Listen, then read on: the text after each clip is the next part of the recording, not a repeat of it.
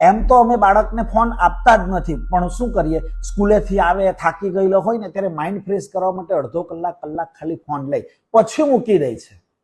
આ રીતનું કહેનાર મા બાપ એ ભ્રમમાં છે કે મોબાઈલ વાપરવાથી બાળકનું માઇન્ડ ફ્રેશ થાય છે. ભ્રમણા છે. કારણ સૌથી પહેલું તો એ સમજી લો કે સ્કૂલમાં કોઈ પાવડાને તગારા લઈને કામ કરવા માટે નતો ગયો કે એવો બધો થાકીને આવ્યો છે. થાકી જાય છે સ્કૂલમાંથી એ પણ ભ્રમ છે. અને બીજું, મોબાઈલ વાપરવાથી ક્યારેય માઇન્ડ ફ્રેશ થતું નથી, ઉલટાનું તેના અભ્યાસમાં નુકસાન થાય છે. જે બાળક દર 10-15 સેકન્ડની અંદર એક રીલ ચેન્જ કરી નાખે, એક શોર્ટ્સ ચેન્જ કરી નાખે, તે બાળકને દર 10-15 સેકન્ડે નવો સબ્જેક્ટ, નવો ઓડિયો, નવો વિડીયો મળી રહ્યો છે.